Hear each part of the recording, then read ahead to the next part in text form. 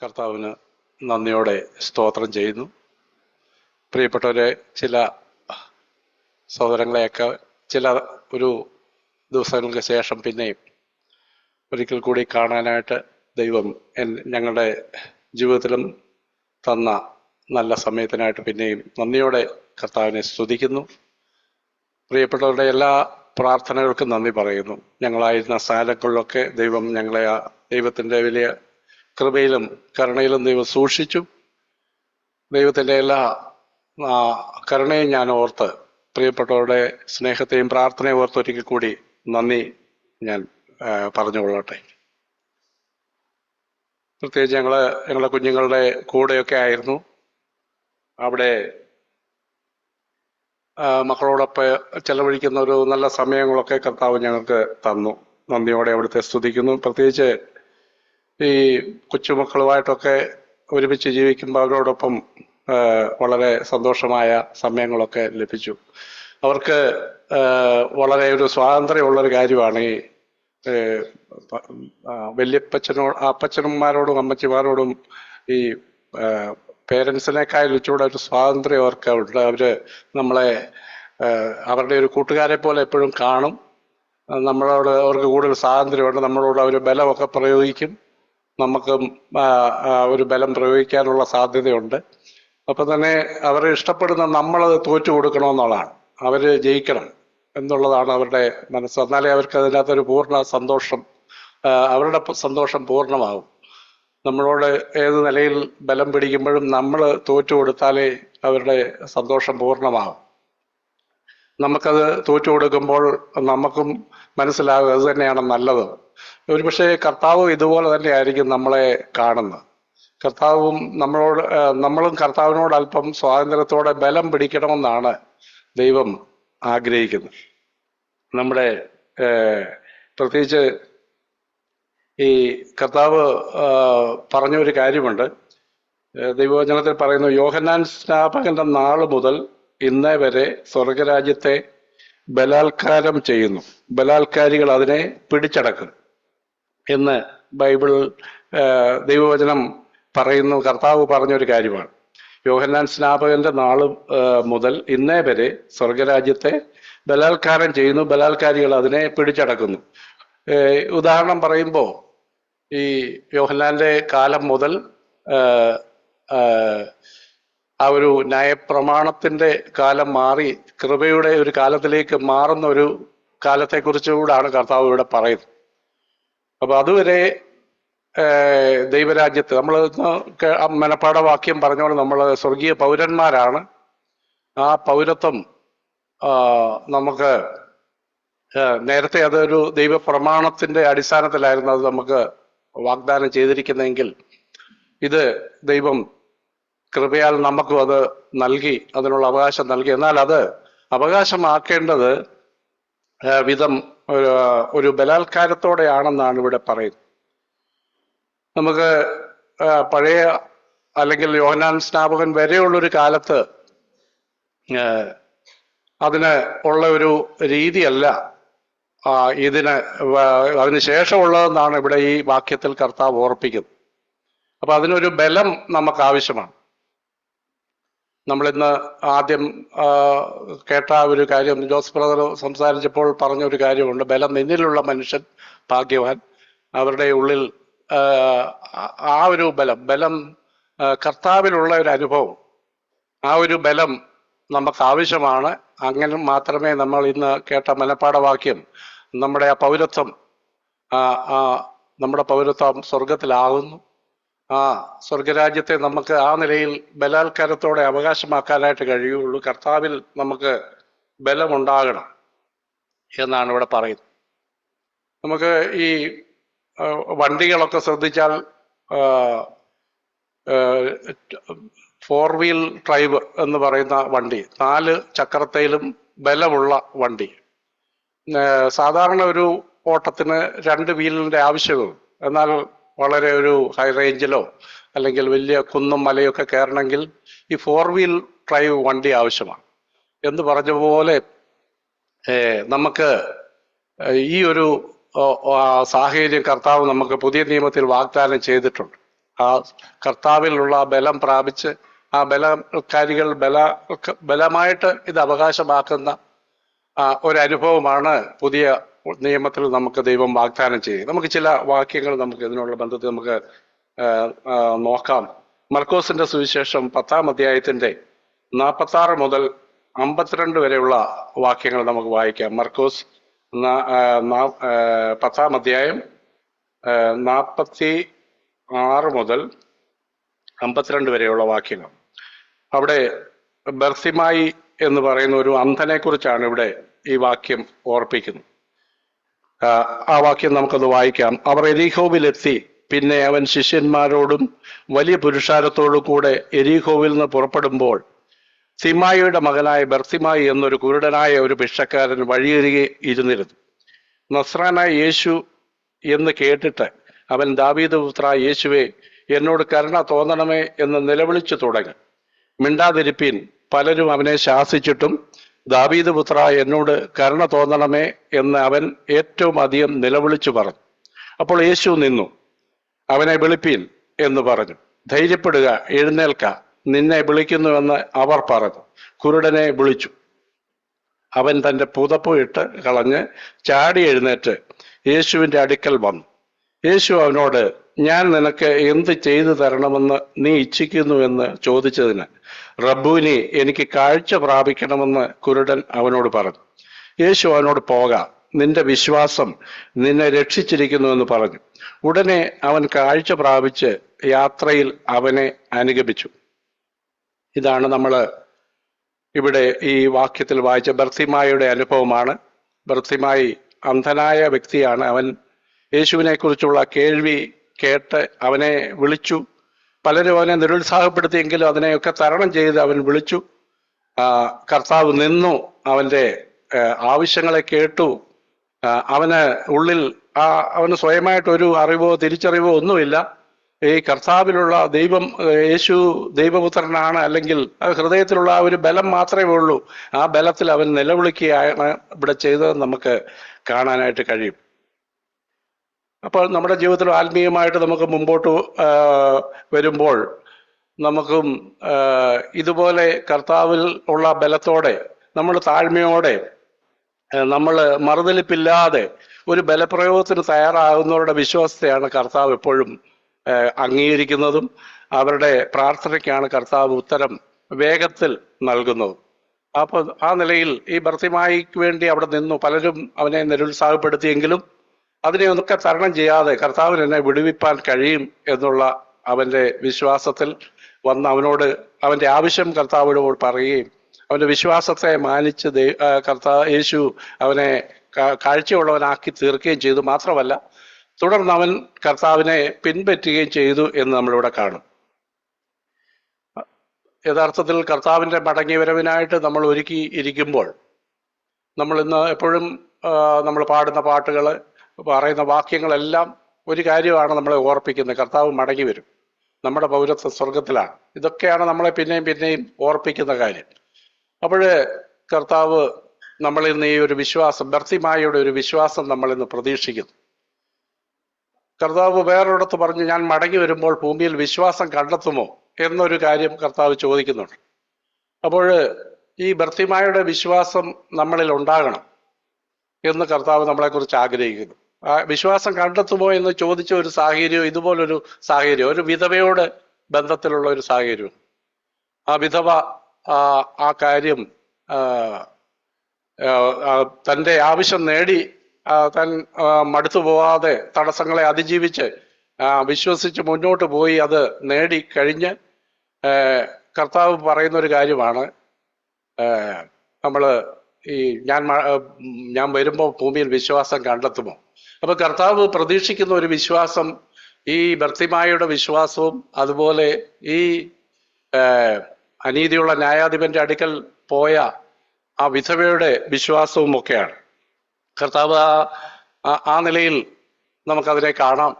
ലൂക്കോസിന്റെ സുവിശേഷം 18-ാം അധ്യായത്തിൽ ആ വിധവയുടെ അനുഭവങ്ങളെ കൂടെ നമുക്കൊന്ന് നോക്കാം. 18-ാം അധ്യായം ലൂക്കോസ് 18-ന്റെ 1-ാം വാക്യം: മടുത്തു പോകാതെ എപ്പോഴും പ്രാർത്ഥിക്കണം എന്നുള്ളതിന് അവൻ അവരോട് ഒരു ഉപമ പറഞ്ഞത്. ദൈവത്തെ ഭയവും മനുഷ്യനെ ശങ്കയുമില്ലാത്ത ഒരു ന്യായാധിപൻ ഒരു പട്ടണത്തിലുണ്ടായിരുന്നു. വിശ്വാസത്തോടെ ദൈവത്തോട് പ്രാർത്ഥിക്കണം, തടസ്സങ്ങളെ തരണം ചെയ്ത് പ്രാർത്ഥിക്കണം എന്നുള്ളതിന് പറഞ്ഞൊരു ഉപമയാണ് കർത്താവിത്. ആ പട്ടണത്തിൽ ഒരു വിധേയം ഉണ്ടായിരുന്നു. അവന്റെ അടുക്കൽ ചെന്ന് എൻ്റെ പ്രതിയോഗിയോട് പ്രതിക്രിയ നടത്തി രക്ഷിക്കണമേ എന്ന് പറഞ്ഞു. അവന് കുറെ കാലത്തേക്ക് മനസ്സിലായിരുന്നു. പിന്നെ അവൻ, എനിക്ക് ദൈവത്തെ ഭയവും മനുഷ്യനെ ശങ്കയുമില്ല, എങ്കിലും വിധവ എന്നെ അസഹ്യമാക്കുന്നതുകൊണ്ട് ഞാൻ അവളെ പ്രതിക്രിയ നടത്തി രക്ഷിക്കും, അല്ലെങ്കിൽ അവൾ ഒടുവിൽ വന്ന് എൻ്റെ മുഖത്ത് അടിക്കുമെന്ന് ഉള്ളുകൊണ്ട് പറഞ്ഞു. അനീതിയുള്ള ന്യായാധിപൻ പറയുന്നത് കേൾപ്പീൻ. ദൈവമോ രാപ്പകൽ തന്നോട് നിലവിളിക്കുന്ന തൻ്റെ വൃതന്മാരുടെ കാര്യത്തിൽ ദീർഘക്ഷമയുള്ളവനായാലും അവരെ പ്രതിക്രിയ നടത്തി രക്ഷിക്കുകയല്ലോ. വേഗത്തിൽ അവരെ പ്രതിക്രിയ നടത്തി രക്ഷിക്കും എന്ന് ഞാൻ നിങ്ങളോട് പറയുന്നു. അതിനുശേഷം കർത്താവ് പറയുന്ന ഒരു കാര്യമാണ്, എന്നാൽ മനുഷ്യപുത്രൻ വരുമ്പോൾ അവൻ ഭൂമിയിൽ വിശ്വാസം കണ്ടെത്തുമോ? നമുക്ക് ഒറ്റ നോട്ടത്തിൽ ഈ രണ്ട് കാര്യങ്ങൾ തമ്മിൽ ഒരു ചേർച്ചയില്ലാതെ തോന്നാം. എന്നാൽ കർത്താവ് പ്രതീക്ഷിക്കുന്നത്, കർത്താവ് മടങ്ങി വരുമ്പോൾ ഈ വിധവയുടെ വിശ്വാസവും ആശ്രയവും, അല്ലെങ്കിൽ ഈ ബർത്തിമായിയുടെ അനുഭവവും നമ്മുടെ ജീവിതത്തിൽ ഉണ്ടാകണം എന്നുള്ളതാണ്. നമ്മൾ വിശ്വാസത്താൽ ഏതാണ്ട് ആയി എന്നുള്ളതല്ല, ഇവരുടെ വിശ്വാസത്തെയാണ് നമ്മുടെ ജീവിതത്തിൽ നമുക്ക് അനുഭവമാക്കാനുള്ളത്. നമ്മുടെ ജീവിതത്തിൽ അതാണ് നമ്മുടെ ജീവിതത്തിൽ പ്രാപിക്കാനുള്ളത്. കർത്താവ് അതാണ് നമ്മളിൽ നിന്ന് പ്രതീക്ഷിക്കുന്നത്. നമുക്കറിയാം, കർത്താവിൻ്റെ ഒന്നാമത്തെ വരവിൽ കർത്താവിനെ ആ നിലയിൽ കണ്ടേ മരിക്കുകയുള്ളൂ എന്ന് കാത്തിരുന്ന ഒരു മനുഷ്യനാണല്ലോ ശിമോൻ. നമ്മൾ ലൂക്കോസിന്റെ സുവിശേഷത്തിൽ അത് വായിക്കുന്നു. വളരെ വൃദ്ധനായ മനുഷ്യൻ. ആ മനുഷ്യനും തൻ്റെ ജീവിതത്തിൽ അതിനുവേണ്ടിയാണ് താൻ പ്രതീക്ഷയോടെ ദീർഘനാൾ കാത്തിരുന്നത്. തൻ്റെ കർത്താവിനെ കുഞ്ഞായിട്ട് കണ്ട് എടുത്ത് കഴിയുമ്പോൾ തൻ്റെ ആ പ്രതികരണത്തിൽ നിന്ന് തൻ്റെ ആ വിശ്വാസത്തെ നമുക്ക് കാണാനായിട്ട് കഴിയും. ലൂക്കോസിന്റെ സുവിശേഷം 2:25 വാക്യം നമുക്ക് വായിക്കാം. ലൂക്കോസ് 2:25. യെരുശലേമിൽ ശീമോൻ എന്നു പേരുള്ളൊരു മനുഷ്യനുണ്ടായിരുന്നു. ആ മനുഷ്യൻ നീതിമാനും ഇസ്രായേലിന്റെ ആശ്വാസത്തിനായി കാത്തിരുന്നവനുമായിരുന്നു. പരിശുദ്ധാത്മാവും അവന്റെ മേലുണ്ടായിരുന്നു എന്ന് നമ്മൾ കാണുന്നു. കർത്താവിനെ അവിടെ കൊണ്ടുവന്നപ്പോൾ യേശുവിനെ തൻ്റെ എടുത്തു. എല്ലാം കഴിഞ്ഞ് അവസാനമായിട്ട് പറയുന്ന ഒരു വാക്യം അതിൻ്റെ 29 വാക്യത്തിൽ നമ്മൾ വായിക്കുന്നു. അവിടെ വായിക്കുന്നത്, ഇപ്പോൾ നാഥ, തിരുവചനം പോലെ നീ അടിയനെ സമാധാനത്തോടെ വിട്ടയക്കുന്നു. അപ്പോൾ തൻ്റെ ജീവിതത്തിലെ ഉണ്ടായിരുന്ന ആ ലളിതമായ വിശ്വാസവും അതിനുവേണ്ടിയുള്ള ആ കാത്തിരിപ്പും അവിടെ പൂർത്തീകരിക്കുന്നു എന്ന് നമുക്കവിടെ കാണാനായിട്ട് കഴിയും. അപ്പോൾ കർത്താവ് പ്രതീക്ഷിക്കുന്ന ഇത്തരം ഒരു വിശ്വാസമാണ് നമ്മളിൽ നിന്ന് കർത്താവ് ആഗ്രഹിക്കുന്നത്. നമ്മൾ അതിനുവേണ്ടി നമുക്ക് നമ്മുടെ ഒരു ബലത്തിൽ നമുക്കൊരിക്കലും ഈ വിശ്വാസം നമുക്ക് ജീവിതത്തിൽ അനുഭവമാക്കാൻ കഴിയുകയില്ല. നമ്മൾ ദൈവത്തിൻ്റെ വചനം എത്ര നിശ്ചയമുള്ളവരായാലും പഠിപ്പുള്ളവരായാലും അതിനകത്ത് നമ്മൾ വളരെ ഇതുണ്ടെങ്കിലും നമുക്കിത് ഉണ്ടാകണമെന്നില്ല. എന്നാൽ ഇതൊന്നും ഇല്ലാതെ തന്നെ നമുക്ക് ഈ വിശ്വാസം ഉണ്ടാകാനായിട്ട് കഴിയും. കർത്താവുമായിട്ടുള്ള നമ്മുടെ വ്യക്തിപരമായ ബന്ധവും അറിവുമാണ് അതിനെ നമ്മൾക്ക് യോഗ്യരാക്കുന്നത്. കർത്താവ് പറഞ്ഞു, കൂടുതൽ ലഭിച്ചവൻ അല്ലെ കൂടുതൽ ഇളച്ചു കിട്ടിയവൻ കൂടുതൽ സ്നേഹിക്കുന്നു. അപ്പോൾ നമ്മുടെ ജീവിതത്തിലെ പാപത്തോടുള്ളതായ ബന്ധത്തിൽ നമുക്ക് എത്രത്തോളം ക്ഷമ ലഭിച്ചു അല്ലെങ്കിൽ അതിന്മേൽ ജയം ലഭിച്ചു എന്നുള്ളതാണ് നമ്മുടെ കർത്താവുമായിട്ടുള്ള ബന്ധത്തിൻ്റെ അളവുകോൽ. നമുക്കറിയാം, അങ്ങനെ അധികം ക്ഷമിച്ചു കിട്ടിയവർ അധികം സ്നേഹിക്കുന്നു. മഗ്ദലക്കാരത്തി മറിയെ നമ്മൾ ശ്രദ്ധിക്കുമ്പോൾ, മഗ്ദലക്കാരത്തി മറിയ കർത്താവിനെ വളരെ സ്നേഹിച്ചിരുന്നു. കർത്താവ് അതിന് തെളിവായിട്ട് പല കാര്യങ്ങളുണ്ട്. കർത്താവിൻ്റെ ഉയർപ്പിൻ്റെ അനുഭവത്തിൽ മഗ്ദലക്കാരത്തി മറിയയാണ് ആ ആദ്യകാലത്തെ ഇരുട്ടുള്ളപ്പോൾ തന്നെ ആ കല്ലറയ്ക്കൽ ചെന്നത്. ആ സ്നേഹത്തിൻ്റെ ഒരു പ്രകടനമാണത്. ആ സ്നേഹത്തിൻ്റെ ഒരു നിർബന്ധമാണ് തൻ്റെ ജീവിതത്തിൽ അതിനെ തന്നെ പ്രാപ്തനാക്കിയത്. എന്നാൽ അവിടെ ശ്രദ്ധിച്ചു നോക്കിയാൽ മറിയ അവിടെ ചെന്നിട്ട് അവിടെ വെയിറ്റ് ചെയ്തു. അവിടെ ചെന്നപ്പോൾ കല്ലറ തുറന്നു കിടക്കുന്നു. അവിടെ ശീലകൾ മാത്രമേ ഉള്ളൂ. അവിടെ ചെന്നു ശിഷ്യന്മാരോട് വിവരം പറഞ്ഞു. പത്രോസും യോഹന്നാനും അവിടെ ഓടിയെത്തി. അവരും അത് സ്ഥിരീകരിച്ചു. കർത്താവ് ഉയർത്തെഴുന്നേറ്റ കാര്യമൊക്കെ സ്ഥിരീകരിച്ചു. എന്നാൽ അവർ സ്ഥിരീകരിച്ചു കഴിഞ്ഞിട്ട് ഇവര് ശിഷ്യന്മാർ രണ്ടുപേരും അങ്ങ് മടങ്ങിപ്പോയി. എന്നാൽ മഗ്ദലക്കാരത്തി മറിയ അവിടുന്ന് മടങ്ങിപ്പോയില്ല, അവിടെ തന്നെ നിന്നു എന്ന് നമുക്ക് കാണാനായിട്ട് കഴിയും. യോഹന്നാന്റെ സുവിശേഷം 20-ാം അധ്യായത്തിന്റെ ചില വാക്യങ്ങളോടെ നമുക്ക് അതിനുള്ള ബന്ധത്തിൽ വായിക്കും. യോഹന്നാൻ സുവിശേഷം 20-1 ആദ്യം നമുക്ക് വായിക്കാം. ആഴ്ചവട്ടത്തിന്റെ 1-ാം നാൾ മഗ്ദലക്കാരത്തി മറിയ രാവിലെ ഇരുട്ടുള്ളപ്പോൾ തന്നെ കല്ലറയ്ക്കൽ ചെന്ന് കല്ലറ വാതുക്കൽ നിന്നുകൊണ്ട് കല്ല് നീക്കിയിരിക്കുന്നത് കണ്ടു. അതിന്റെ 8-ാം വാക്യത്തിൽ ആദ്യം കല്ലറയ്ക്കലെത്തിയ അതിനുശേഷം അവിടെ മടങ്ങിപ്പോയി നമ്മൾ കാണുന്നുണ്ട്. ശിഷ്യന്മാരോട് പറയുന്ന കാര്യങ്ങളൊക്കെ നമ്മളവിടെ കാണുന്നു. അവിടെ ശിഷ്യന്മാർ വന്നു. അവിടെ നമ്മൾ കാണുന്ന ആദ്യം കല്ലറയ്ക്കലെത്തിയ മറ്റേ ശിഷ്യനും അപ്പോൾ അകത്തി എന്ന് കണ്ടു. യോഹന്നാനെ കുറിച്ച് തന്നെയാണ് യോഹന്നാൻ പറയുന്നത്. പത്രോസ് ധൈര്യശാലി ആയതുകൊണ്ട് ആദ്യമേ കല്ലറയ്ക്കൽ കയറി കണ്ടു. കൂട്ടത്തിൽ യോഹന്നാനും കണ്ട് വിശ്വസിച്ചു എന്ന് അവിടെ 8-ാം വാക്യത്തിൽ വായിക്കുന്നു. അങ്ങനെ ശിഷ്യന്മാർ പിന്നെ മടങ്ങിപ്പോയി. എന്നാൽ മറിയ കല്ലറയ്ക്കൽ പുറത്ത് കരഞ്ഞുകൊണ്ട് നിന്നു. കരയുന്നതിനിടയിൽ അവൾ കല്ലറയിൽ കുനിഞ്ഞു നോക്കി. അപ്പോൾ അതിന്റെ 13-ാം വാക്യത്തിൽ നമ്മൾ വായിക്കുന്നു, അവൻ അവളോട്, അപ്പോൾ ഈ കർത്താവ് മറിയയ്ക്ക് പ്രത്യക്ഷയാകുന്ന സാഹചര്യങ്ങളാണ് തുടർന്ന് നമ്മൾ കാണുന്നത്. അവൻ അവളോട്, സ്ത്രീയെ നീ കരയുന്നത് എന്ത് എന്ന് ചോദിച്ചു. എൻ്റെ കർത്താവിനെ എടുത്തു കൊണ്ടുപോയി അവനെ എവിടെ വെച്ചു എന്ന് ഞാൻ അറിയുന്നില്ല എന്ന് അവൻ അവരോട് പറഞ്ഞു. തുടർന്ന് കർത്താവും അവളുമായിട്ടുള്ള സംഭാഷണങ്ങളൊക്കെ നടക്കുന്നു. എന്നെ തുടരരുത് എന്നുള്ള, ഞാൻ ഇതുവരെ പിതാവിൻ്റെ അടുക്കലേക്ക് പോയിട്ടില്ല എന്നുള്ള കാര്യങ്ങളൊക്കെ കർത്താവ് ഈ സമയത്താണ് മറിയോട് പറയുന്നത്. എന്നാൽ ഇതിനൊക്കെ കാരണമായി ശിഷ്യന്മാർക്ക് ഈ കാര്യങ്ങളൊന്നും അവിടെ വെച്ച് അനുഭവമായില്ല. എന്നാൽ ഈ മറിയയ്ക്ക് ആണ് ആദ്യം ഈ അനുഭവങ്ങളെ ദൈവം കൊടുത്തത്. അപ്പോൾ ആ മറിയയുടെ ഉള്ളിലുള്ളതായ ആ സ്നേഹവും അതിലുള്ളതായ ആശ്രയവും വിശ്വാസവും എല്ലാം ആണ് മറിയെ അതിന് യോഗ്യനാക്കി. കണ്ട ശിഷ്യന്മാർക്ക് കൂടെ നടന്ന ശിഷ്യന്മാര് ഈ കാര്യങ്ങളൊക്കെ ഗ്രഹിച്ച് അവര് വീട്ടിലേക്ക് മടങ്ങിപ്പോയി. അവർക്ക് അത് കാത്തു നിൽക്കാനുള്ള ഒരു സാഹചര്യമൊന്നും അവർക്ക് തോന്നിയില്ല. എന്നാൽ ഈ മറിയെ സംബന്ധിച്ചിടത്തോളം താൻ ആദ്യം ഇറങ്ങി പുറപ്പെട്ടു. പിന്നെയും അവസാനം വരെ കർത്താവുമായിട്ട് സംസാരിക്കുന്നവരും വരെ താൻ അവിടെ അതിനുവേണ്ടി വെയിറ്റ് ചെയ്തു എന്ന് നമുക്ക് കാണാനായിട്ട് കഴിയും.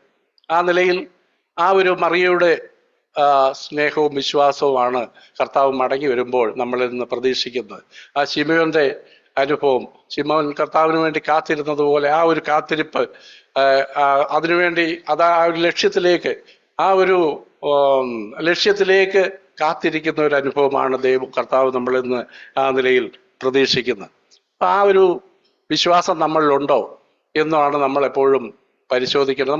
നമ്മൾ കൊരിന്ത്യർ ലേഖനത്തിൽ വായിക്കുന്ന ഒരു വാക്യമുണ്ട്, നിങ്ങൾ വിശ്വാസത്തിലിരിക്കുന്നു എന്ന് നിങ്ങളെ തന്നെ പരിശോധിപ്പീൻ. അങ്ങനെ ആണെങ്കിൽ നിങ്ങൾ ഓക്കെ എന്നാണ് കർത്താവ് പറയുന്നത്. നമുക്ക് ഈ വിശ്വാസം നമ്മളിൽ നിന്ന് പോയോ എന്ന് നമ്മൾ പരിശോധിക്കേണ്ടതായിട്ടുണ്ട്. ഈ വിശ്വാസമാണ് കർത്താവ് നമ്മളിൽ നിന്ന് പ്രതീക്ഷിക്കുന്നത്. ഈ സ്നേഹമാണ് കർത്താവ് നമ്മളിൽ നിന്ന് പ്രതീക്ഷിക്കുന്നത്. ലൂക്കോസിന്റെ സുവിശേഷം 11-ാം അധ്യായത്തിന്റെ ചില വാക്യങ്ങളോട് നമുക്ക് ഇതിനുള്ള ബന്ധത്തിൽ വായിക്കാം. അവിടെ നമ്മള് അപ്പം ഒരു വീട്ടിൽ നമ്മളെപ്പോഴും കേൾക്കുന്ന ഒരു ഉപമയാണ്.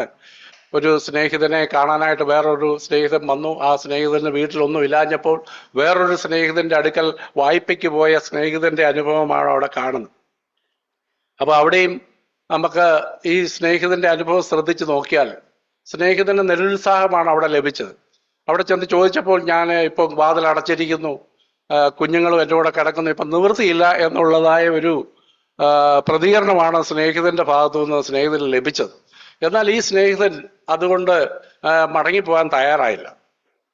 അവൻ പിന്നെയും ആ സ്നേഹിതനിലുള്ള വിശ്വാസത്തിൽ പിടിച്ച് നിന്ന് ലജ്ജ കൂടാതെ മുട്ടി അത് അവന് തുറന്നു കൊടുത്തു എന്നുള്ള ഭാഗങ്ങളൊക്കെ അവിടെ നമ്മൾ കാണുന്നു. നമുക്കതോടെ അതിലെ ചില വാക്യങ്ങളോട് വായിക്കാമല്ലോ. ലൂക്കോസ് 11-ന്റെ 5-ാം വാക്യം നമുക്ക് വായിക്കാം.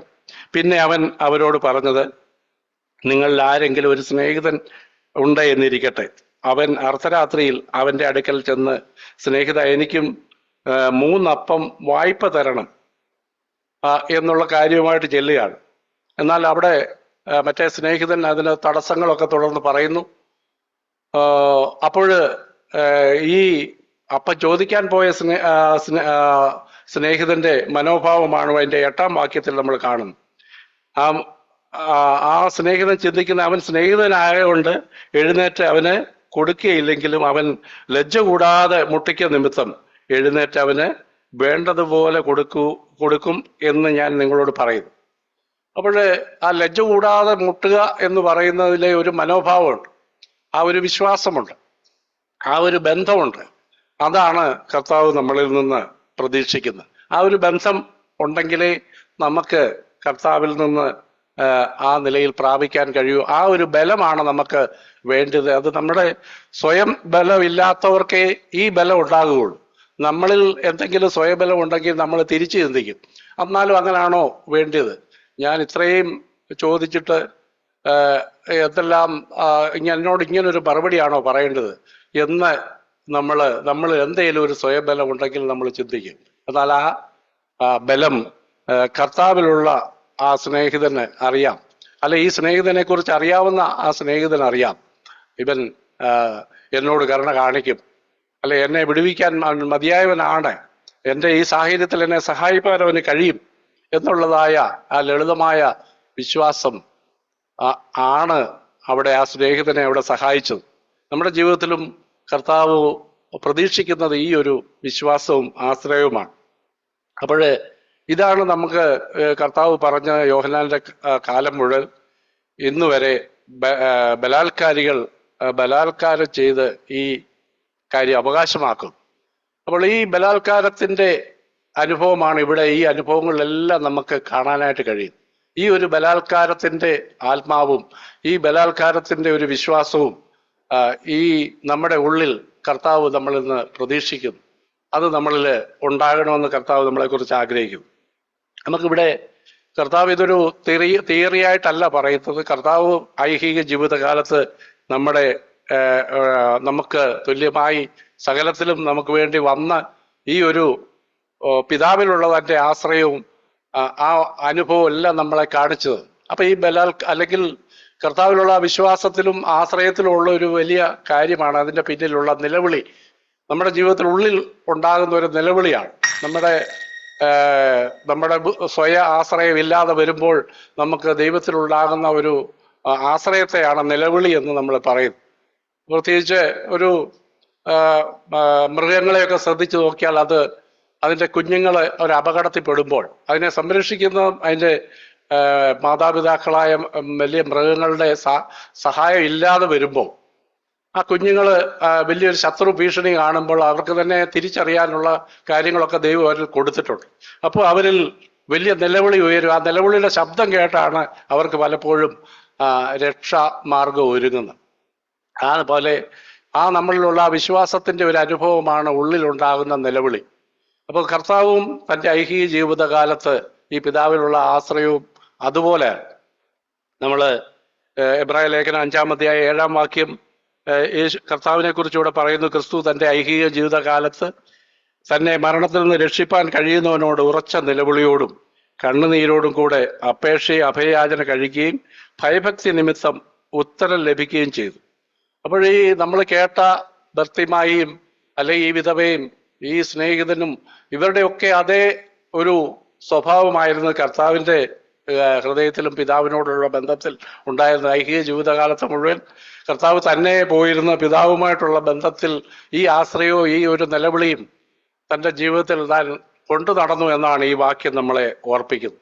അത് പരസ്യമായിട്ട് കേൾക്കുന്ന ഒരു നിലവിളി അല്ലായിരുന്നു എന്ന് കർത്താവ് നിലവിളി എങ്ങും തെരുക്കളിൽ കേൾക്കുകയില്ല എന്നൊക്കെ പ്രവാചകൻ പറഞ്ഞിട്ടുണ്ട്. എന്നാൽ ഇവിടെ ഈ എബ്രായ ലേഖനത്തിൽ നമ്മൾ വായിക്കുന്ന കർത്താവ് ഈ നിലവിളിയും കണ്ണുനീരും തൻ്റെ ജീവിതത്തിൽ കേൾക്കാനില്ലെങ്കിലും അത് തൻ്റെ ജീവിതത്തിൽ തൻ്റെ പിതാവിനോടുള്ള ബന്ധത്തിൽ അത് നിലം സൂക്ഷിച്ചിരുന്നു എന്നുള്ളതാണ് നമുക്കിവിടെ കാണാനായിട്ട് കഴിയുന്നത്.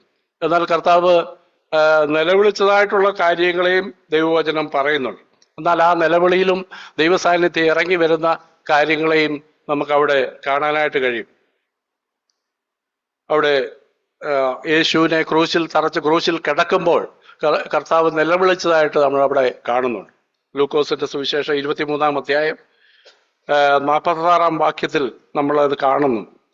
ലൂക്കോസ് 23:46 യേശു അത്യുച്ചത്തിൽ പിതാവേ ഞാൻ എൻ്റെ ആത്മാവിനെ തൃക്കൈയിൽ ഏൽപ്പിക്കുന്നു എന്ന് നിലവിളിച്ചു പറഞ്ഞു.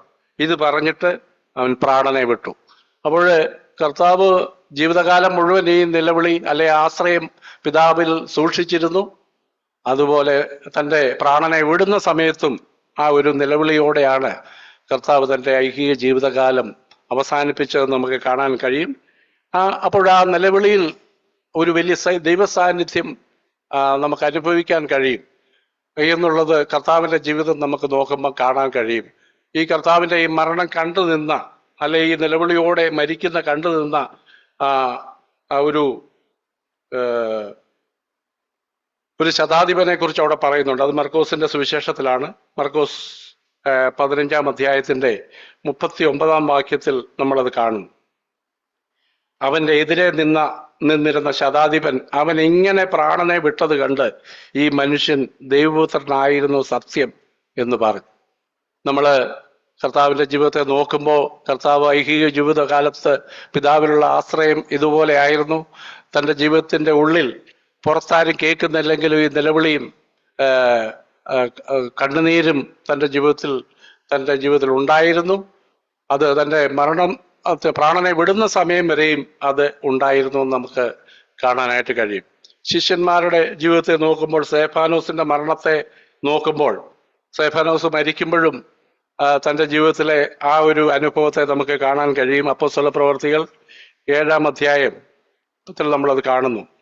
അപ്പോസ്തലപ്രവർത്തികൾ 7-ാം അധ്യായത്തിന്റെ 60-ാം വാക്യം, അവിടെ സ്തെഫാനോസ് മരിക്കുന്ന കാര്യം അവിടെ കാണുകയാണ്. അവനോ മുട്ടുകുത്തി, കർത്താവേ, അവർക്ക് ഈ പാപം നിർത്തരുത് എന്ന് ഉച്ചത്തിൽ നിലവിളിച്ചു. ഇത് പറഞ്ഞിട്ട് അവൻ നിദ്ര പ്രാപിച്ചു. അപ്പോൾ ആ നിലയിൽ ദൈവത്തിലുള്ള ആശ്രയത്തോടും അപേക്ഷയോടും ഒരു പ്രാർത്ഥനയോടും നിലവിളിയോടും കൂടെ തന്നെയാണ് കർത്താവിന്റെ വിശ്വസ്ത സാക്ഷിയായ ഈ സ്തെഫാനോസും തന്റെ പ്രാണനെ വിടുന്നതെന്ന് കാണാൻ കഴിയും. ഇതിൻ്റെയും ആ മരണത്തിലും ദൈവ സാന്നിധ്യം അനുഭവിച്ചു നമുക്ക് കാണാൻ കഴിയും. തുടർന്ന് ഇതിന് കൂട്ടുനിന്ന ശൗൽ അല്ലെങ്കിൽ പൗലോസ് ആയത് ഈ ഒരു സംഭവത്തോടു കൂടിയാണ്. അപ്പോൾ ഈ ദൈവത്തിന്റെ ആശ്രയത്വത്തിന്റെയും നിലവിളിയുടെയും ഫലം അത് ഇവിടെ ഭൂമിയിൽ തന്നെ വളരെ പ്രകടമായിട്ടുണ്ടാകും എന്നുള്ളതിന്റെ ഒരു നേർചിത്രമാണ് സ്തെഫാനോസിന്റെ നിലവിളി നമുക്കിവിടെ കാണാൻ കഴിയും. ആദിമ സഭയും ഇത് ജീവിതത്തിൽ അത് പരിശീലിച്ചു എന്ന് നമുക്ക് കാണാനായിട്ട് കഴിയും. അവരുടെ വലിയ പ്രതിസന്ധി ഘട്ടങ്ങളിൽ അവർ ദൈവത്തോട് ഒരുമനപ്പെട്ട് നിലവിളിക്കുന്നു എന്ന് നമുക്ക് അപ്പോസ്തലപ്രവൃത്തി 4-ാം അധ്യായത്തിന്റെ 24-ാം വാക്യത്തിൽ നമ്മൾ വായിക്കുന്നു. അപ്പോസ്തലപ്രവൃത്തി 4-ാം അധ്യായം 24 അവിടെ നമ്മൾ വായിക്കുന്ന, അത് കേട്ടിട്ട് അവർ ഒരുമനപ്പെട്ട് ദൈവത്തോട് നിലവിളിച്ച് പറഞ്ഞത്, ആകാശവും ഭൂമിയും സമുദ്രവും അവയിലുള്ള സകലതും ഉണ്ടാക്കിയ നാഥനെ എന്നാണ് അവര് ആദിമസഭ അപ്പോസ്തലന്മാരും ആദിമ ശിഷ്യന്മാരും അവരുടെ പ്രതിസന്ധി ഘട്ടങ്ങളിൽ ദൈവത്തോട് നിലവിളിച്ചത്. അവിടെ നമ്മൾ അതിന്റെ 31-ാം വാക്യത്തിൽ വായിക്കുന്നു, ഇങ്ങനെ പ്രാർത്ഥിച്ചപ്പോൾ അവർ കൂടിയിരുന്ന സ്ഥലം കുലുങ്ങി, എല്ലാവരും പരിശുദ്ധാത്മാവ് നിറഞ്ഞവരായി ദൈവവചനം ധൈര്യത്തോടെ പ്രസ്താവിച്ചു എന്ന് നമുക്ക് കാണാനായിട്ട് കഴിയും. അപ്പൊ ആ നിലയിൽ ഈ ഒരു വിശ്വാസവും ഈ ഒരു ആശ്രയവും ഈ ഒരു നിലവിളിയും കർത്താവ് നമ്മളിൽ നിന്ന് പ്രതീക്ഷിക്കുന്നു. ദൈവം നമുക്ക് സ്വയമായിട്ടല്ല, ദൈവത്തിന്റെ പരിശുദ്ധാത്മാവിനെയും നമുക്ക് അതിനായിട്ട് നൽകിയിരിക്കുന്നു. ആ ഒരു അനുഭവത്തിൽ നമ്മൾ ഈ ഒരു കർത്താവിനെയും ഇതുപോലെ കർത്താവിൽ നിന്ന് ആ ദൈവിക അനുഭവങ്ങൾ പ്രാപിച്ചവരുടെയും വിശ്വാസത്തെ നമ്മൾ മാതൃകയാക്കണം. ലോകത്തിൽ നമുക്ക് ഒത്തിരി പലതരത്തിലുള്ള വിശ്വാസങ്ങളും ക്രിസ്തീയ ഗോളത്തിൽ നമുക്ക് കാണാനായിട്ട് കഴിയും. എന്നാൽ നമ്മൾ ലക്ഷ്യം വെക്കേണ്ടത് ഈ പ്രിയപ്പെട്ടവരുടെ, ഈ വിധവയുടെയും ഈ ബർത്തിമായിയുടെയും ഈ സ്നേഹിതന്റെയും ഒക്കെ വിശ്വാസത്തെയാണ് നമ്മൾ മാതൃകയാക്കേണ്ടത്. കർത്താവ് ജീവിതത്തിൽ ഉടനീളം കൊണ്ടു നടന്ന ആ ഒരു വിശ്വാസത്തെയാണ് എന്ന് നമുക്ക് മനസ്സിലാക്കി ആ വിശ്വാസം നമ്മൾ ഉള്ളിൽ കൈയാളുന്നവരായിട്ട് തീരണം എന്ന് ദൈവം നമ്മളെക്കുറിച്ച് ആഗ്രഹിക്കുന്നു. കർത്താവിന്റെ ആത്മാവിനെ ദൈവം നമുക്ക് നൽകിയിരിക്കുന്നു. റോമാലേഖന 8-ാം അധ്യായത്തിന്റെ 26-ാം വാക്യം അവിടെ നമ്മൾ കാണുന്നു, ഇതിന് നമ്മളെ സഹായിക്കാനായിട്ട് പരിശുദ്ധാത്മാവിനെ ദൈവം നമുക്ക് നൽകിയിരിക്കുന്നു. അതിന്റെ 26-ാം വാക്യത്തിൽ, ആവണ്ണം തന്നെ ആത്മാവ് നമ്മുടെ ബലഹീനതയ്ക്ക് തുണ നിൽക്കുന്നു, വേണ്ടതുപോലെ പ്രാർത്ഥിക്കേണ്ടത് എങ്ങനെയെന്ന് നാം അറിയുന്നില്ലല്ലോ, ആത്മാവ് തന്നെ ഉച്ചരിച്ചുകൂടാത്ത ഞരക്കങ്ങളാൽ നമുക്ക് വേണ്ടി പക്ഷപാതം ചെയ്യുന്നു. ആ നിലയിൽ ദൈവത്തിന്റെ വലിയ സഹായം ഈ കാര്യത്തിൽ നമുക്കുണ്ട്. ഈ സഹായമൊക്കെ നമ്മുടെ ജീവിതത്തിൽ നമ്മൾ ഉപയോഗിച്ചുകൊണ്ട് ഈ ഒരു അനുഭവത്തോടെ നമ്മൾ കർത്താവിൻ്റെ ഒരു കാര്യത്തിന് വേണ്ടി നമ്മൾ നിൽക്കണം. അപ്പോൾ ഈ കർത്താവിൻ്റെ സ്വഭാവം ഇതുപോലെ നമ്മൾ ബലം പിടിക്കുന്നവരായിരിക്കണമെന്നാണ്. ഈ ഒരു ബലം പിടിക്കുന്നവരെയാണ് കർത്താവ് ആഗ്രഹിക്കുന്നത്. ബലാത്കാരികൾ ബലാത്കാരം ചെയ്ത് ഇത് അവകാശമാക്കാനിടയുന്നു. ഇത് പുതിയ നിയമത്തിലെ ദൈവത്തിന്റെ ഒരു സ്വഭാവമല്ല, പഴയ നിയമത്തിലും ദൈവത്തിന്റെ സ്വഭാവം ഇത് തന്നെയായിരുന്നു. യാതൊരു വ്യത്യാസവുമില്ല എന്ന് നമുക്ക് പഴയ നിയമത്തിലെ അനേക അനുഭവങ്ങൾ ഇതുപോലുള്ളതായ ബലാത്കാരം സംബന്ധിച്ച് നമുക്ക് കാണാനായിട്ട് കഴിയും. നമ്മൾ എപ്പോഴും കേൾക്കുന്ന ഒരു കാര്യമാണ് യാബോക്ക് കടവിൽ ചെയ്ത കാര്യം. അവിടെ ഒരു ദൈവത്തോട് മല്ല് പിടിക്കുക, വെളുപ്പാങ്കാലം വരെ പിടിക്കുക. അത് കർത്താവ് എൻജോയ് ചെയ്തു എന്നതാണ് നമ്മളവിടെ കാണുന്നത്. അവസാനമാണ് കർത്താവ് അതിനൊരു ഉത്തരം നൽകി വിടുന്നത്. ബലം പിടിച്ച് ക്ഷീണിച്ച് ആ ഒരു സ്റ്റേജിലാണ് കർത്താവ് യാക്കോബിനെ അനുഗ്രഹിക്കുന്നതെന്ന് നമുക്ക് കാണാനായിട്ട് കഴിയും.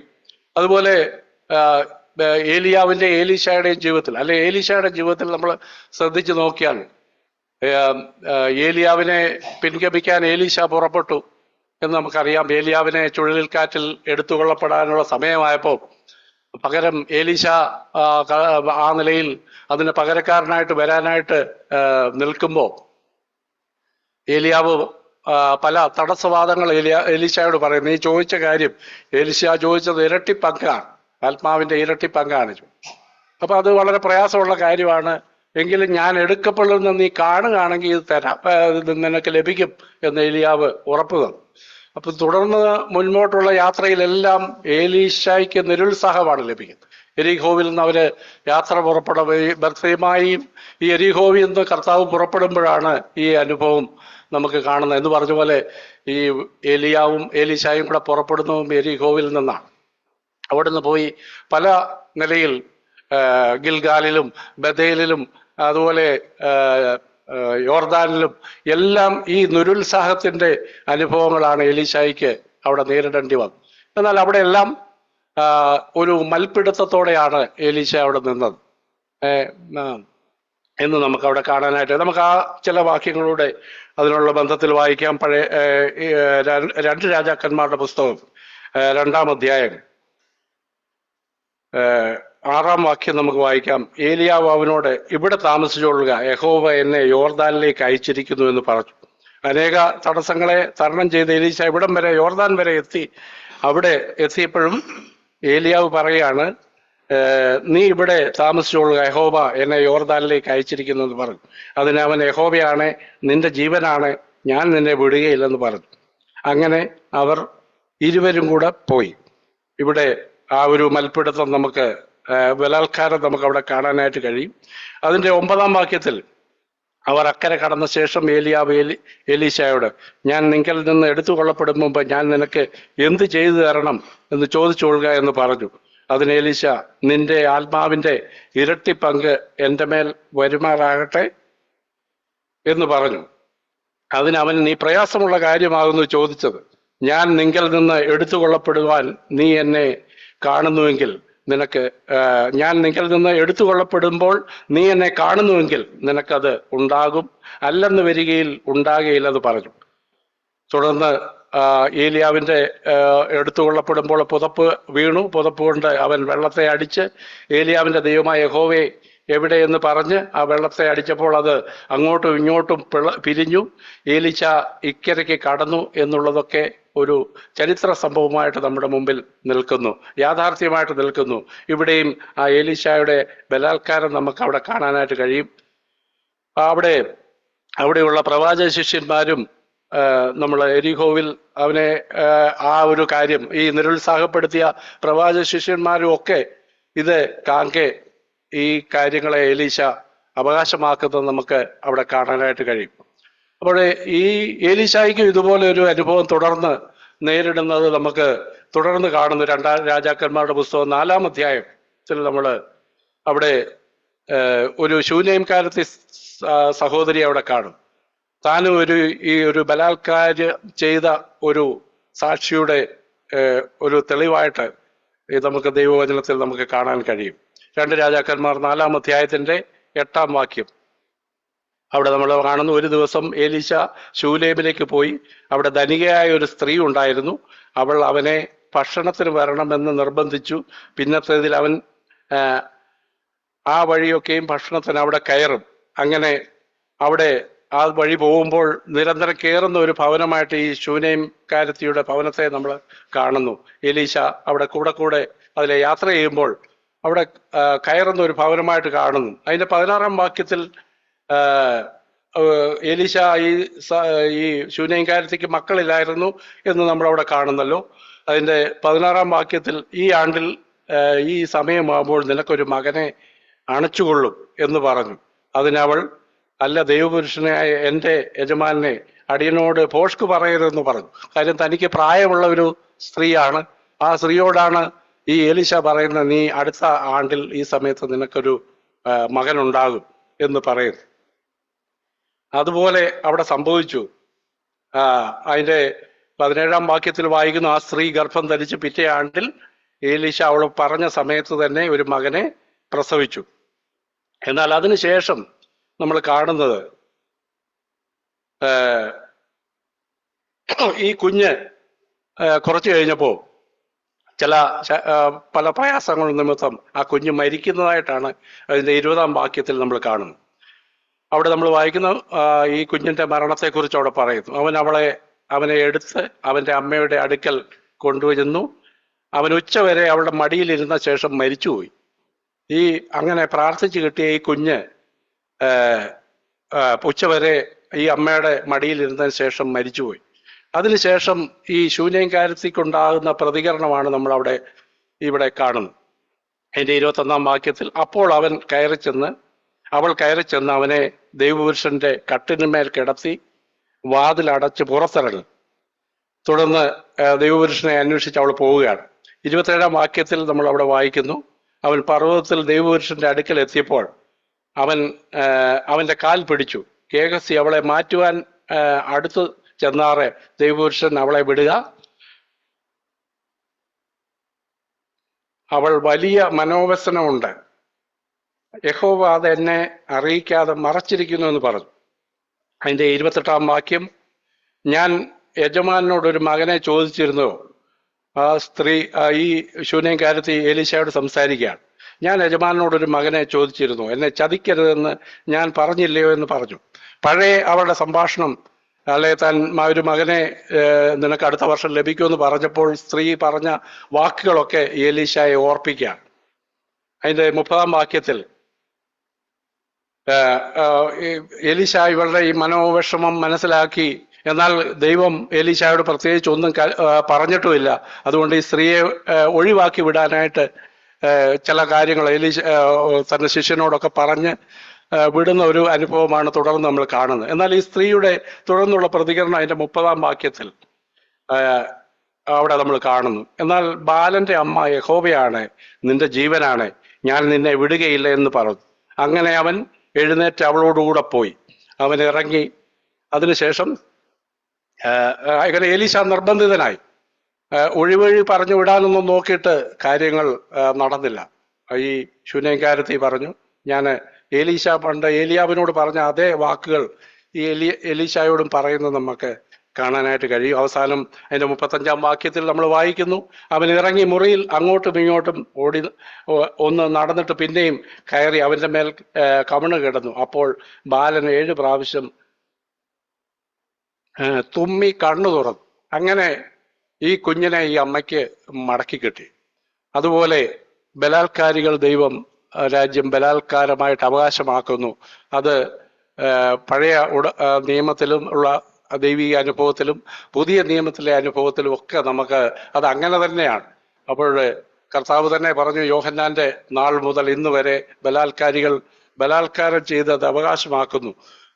ആ നിലയിൽ നമുക്ക് ദൈവം മുമ്പാകെ വളരെ നമ്മുടെ ജീവിതത്തിലെ പ്രതികൂലങ്ങൾ വരുമ്പോഴും നമ്മളൊരു മറുതലിപ്പുകാരാകാതെ, നമ്മൾ സ്വയബലം ഉള്ളവരാകാതെ ദൈവത്തിൽ ആശ്രയിക്കുകയും ദൈവത്തോട് പ്രാർത്ഥിക്കുകയും ചെയ്താൽ ആ കർത്താവ് ഇന്നും നമുക്ക് വേണ്ടി പ്രവർത്തിക്കും. ദൈവം നമ്മളെ വിടുവിക്കും.